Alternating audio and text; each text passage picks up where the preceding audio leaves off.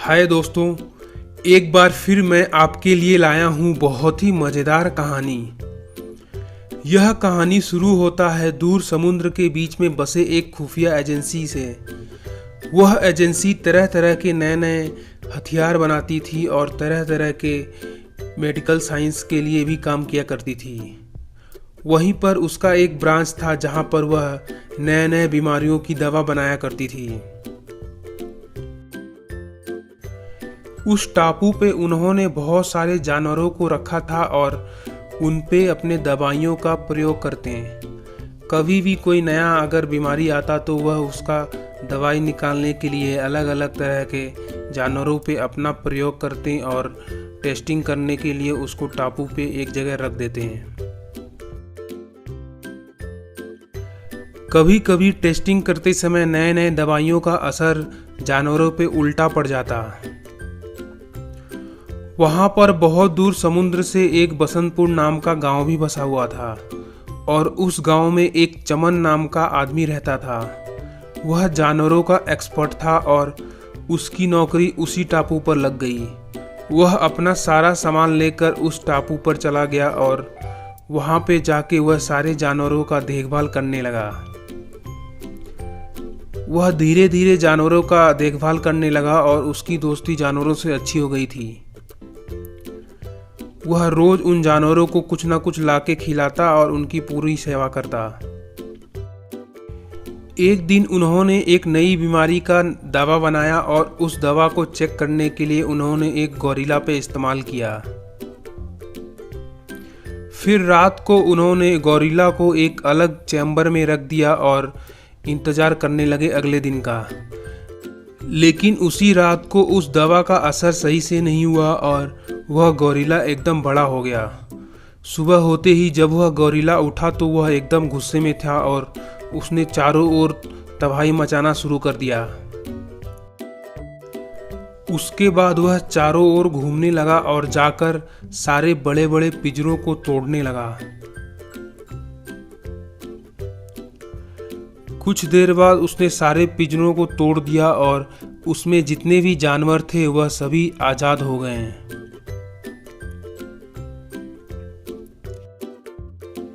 इस तरह उस बड़े गोरिल्ला ने पूरे टापू पर एकदम तबाही मचा दिया था और वह वहां पर सब कुछ तोड़ने लगा। उस गोरिल्ला को रोकने के लिए उन्होंने बहुत सारे हेलीकॉप्टर भेजे, लेकिन वह गोरिल्ला एकदम गुस्से में था और उसको जो भी मिल जाता वह उसको तोड़ने लगता। हेलीकॉप्टर के आते ही उस गोरिल्ला ने हेलीकॉप्टर पर हमला करना शुरू कर दिया। फिर उसके बाद वह एक हेलीकॉप्टर को मार के नीचे गिरा देता है और वह टूट के बिखर जाता है। सभी हेलीकॉप्टर एक ही साथ उस गोरिल्ला पे हमला कर देते हैं, लेकिन वह गोरिल्ला नीचे गिरते ही वापस उठ जाता है और हेलीकॉप्टर पे हमला करना शुरू कर देता है। थोड़ी देर बाद वह हेलीकॉप्टर के कूद के सारे हेलीकॉप्टर को तोड़ देता है। उधर मेन ब्रांच के टापू पे लोग बात कर रहे थे। देखो, इस गोरिल्ला को रोकना बहुत मुश्किल है, शायद हमको रोबोट्स का इस्तेमाल करना पड़ेगा। तुम कहो तो हम सभी रोबोट्स भेज देते हैं और इस गोरिल्ला को रोकने की कोशिश करते हैं। उसके बाद वह पहले एक बड़ा सा रोबोट भेजते हैं और चमन दौड़ के आता है और उस रोबोट में बैठ जाता है। फिर वह रोबोट उड़ते हुए सीधे गोरिल्ला के पास जाता है। वह गोरिल्ला वहां पर एकदम गुस्सा था और सब कुछ तोड़फोड़ कर रहा था। तभी वह रोबोट उस गोरिल्ला के सामने आ जाता है। वह गोरिल्ला उस पर भी हमला करने वाला होता है, लेकिन तभी उसका दरवाज़ा खुलता है और उसमें से चमन निकलता है। फिर चमन को देखते ही वह गोरिल्ला थोड़ा सा शांत हो जाता है। फिर चमन उस गोरिल्ला से बात करने लगता है। तभी पीछे से वह लोग और भी बहुत सारे रोबोट्स भेज देते हैं। उनमें से एक रोबोट बेहोश करने वाली दवा ले जाकर उस गोरिल्ला के ऊपर इंजेक्ट कर देता है। बेहोश का दवा लगते ही वह गोरिल्ला वहां पर बेहोश होकर नीचे गिर जाता है। उसके बाद सभी छोटे रोबोट्स उस गोरिल्ला को उठाकर लेकर जाने लगते हैं और थोड़ी देर बाद एक नए टापू पर ले जाकर उसको छोड़ देते हैं। जादुई राक्षस, परी और राजकुमारी की कहानी। यह कहानी है अवध नाम के राज्य की। वहाँ का शासन भानु प्रताप नाम का राजा किया करता था। कई साल बाद राजा और रानी को एक बेटी हुई। वह बहुत ही सुंदर थी, इसीलिए उसके माता पिता ने उसका नाम सुंदरी रख दिया था। वह बचपन से ही जीव और जंतुओं से बहुत प्यार करती थी। उसको कहीं भी कोई जानवर दिख जाता तो उसके पीछे भागने लगती थी। शत्रु के डर से राजकुमारी सुंदरी पर बहुत सारी पाबंदियां लगी हुई थीं। उनको अकेले महल से जाना मना था, लेकिन फिर भी वह छुपकर दीवार कूदकर महल से बाहर चली जाती और जंगल के बीच में जाकर नाचा गाया करती थी।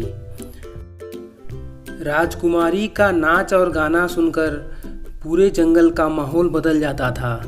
सभी जीव जंतु उसकी तरफ खींचे चले आते थे और उसको बस देखने लगते थे। इस तरह काफी दिन बीत गया। एक दिन कुछ सैनिक चक्कर लगाने महल से बाहर निकले। राजकुमारी भी एकदम पीछे सैनिक का भेष बनाकर एक घोड़े पर बैठकर बाहर निकल गई।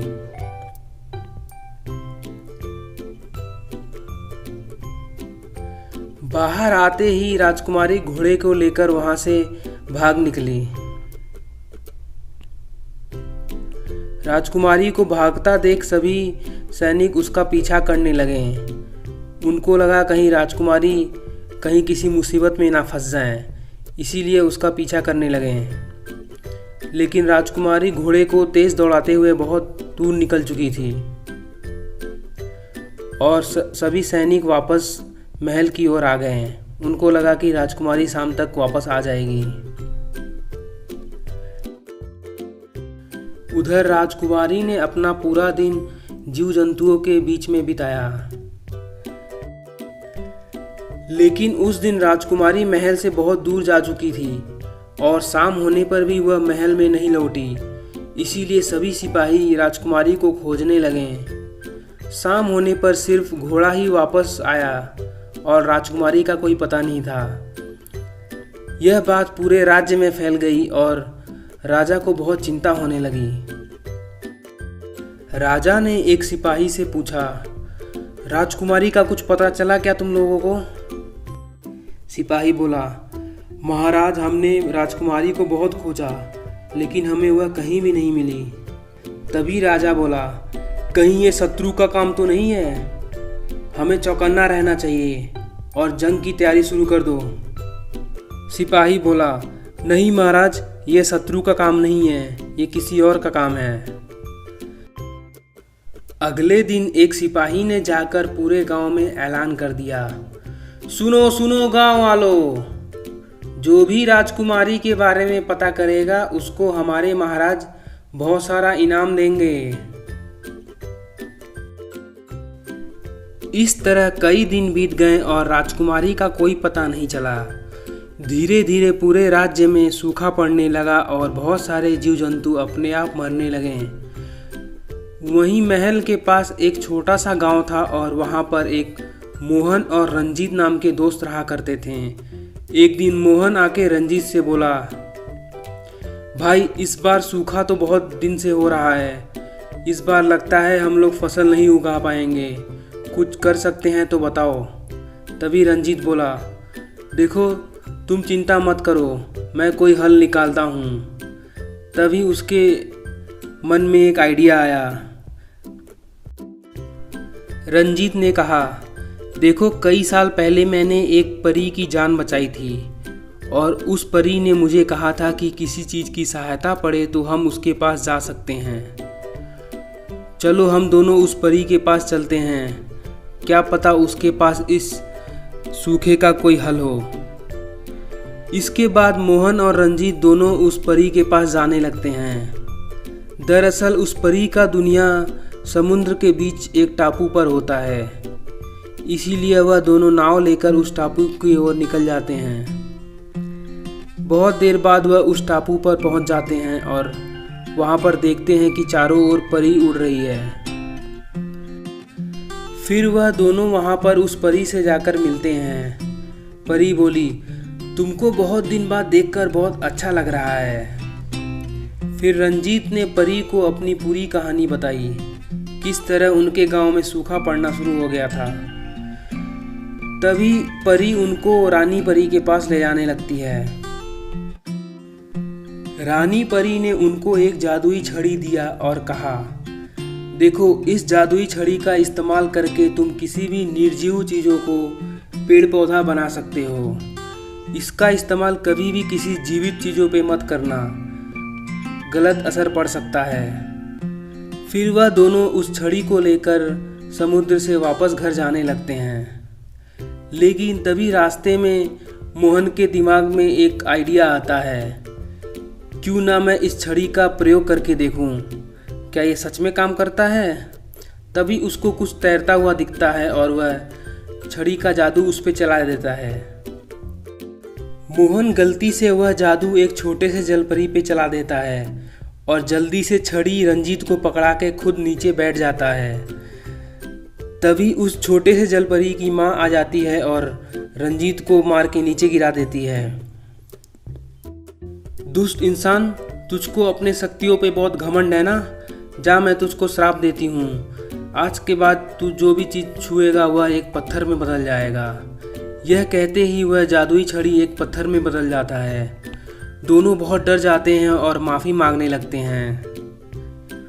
बहुत देर बाद माफ़ी मांगने के बाद जलपरी उनसे कहती है, इस श्राप से मुक्त होने का एक ही तरीका है, यदि तुम इस श्राप का इस्तेमाल करके किसी का जान बचाओ तो इस श्राप से हमेशा के लिए मुक्त हो जाओगे। उसके बाद जलपरी उस पेड़ को वापस नन्हा जलपरी बना देती है और वह दोनों दुखी होकर वापस घर जाने लगते हैं। तभी रास्ते में मोहन कहता है, रंजीत भाई, नाव को मत छूना, नहीं तो ये भी पत्थर में बन जाएगा और हम लोग डूब जाएंगे। वह दुखी दुखी घर जा रहे होते हैं। तभी उनको जंगल में दिखता है कि बहुत सारे जीव जंतु एक ही तरफ चले जा रहे हैं। वह उन जीव जंतुओं का पीछा करने लगते हैं और पीछा करते करते वह देखते हैं कि वह सब एक राक्षस के पास जा रहे हैं। राक्षस बोला, हा हा हा हा, जब से इस इंसान को पकड़ा है तब से शिकार अपने आप मेरे पास आ रहा है। अब तो मैं सबको पकाकर खा जाऊंगा। दरअसल उस राक्षस ने राजकुमारी को ही पकड़ रखा होता है और सभी जीव जंतु राजकुमारी की ओर खींचे चले आते हैं। उधर रंजीत छुपकर यह सब देख रहा होता है और जैसे ही राक्षस खाकर गुफा के अंदर चला जाता है, रंजीत चुपके से राजकुमारी की ओर बढ़ने लगता है। वहाँ पर जाके वह राजकुमारी से पूरा कहानी पूछने लगता है और राजकुमारी उसको बताती है कि किस तरह राक्षस ने उसको पकड़ लिया था। फिर राजकुमारी बताती है कि उस राक्षस का जान एक चिड़िया में है, जो कि वह गुफा के अंदर छुपा के रखा हुआ है। रंजीत छुपकर उस गुफा के अंदर घुस जाता है और वहाँ पे जाकर उस चिड़िया को खोजने लगता है। तभी उसकी नज़र एक पिंजरे में पड़ती है और उसके अंदर एक चिड़िया बैठा होता है। वह छुपकर उस पिंजरे को उठाकर गुफा से बाहर आ जाता है। बाहर आते समय थोड़ा सा आवाज होता है और वह राक्षस जग जाता है।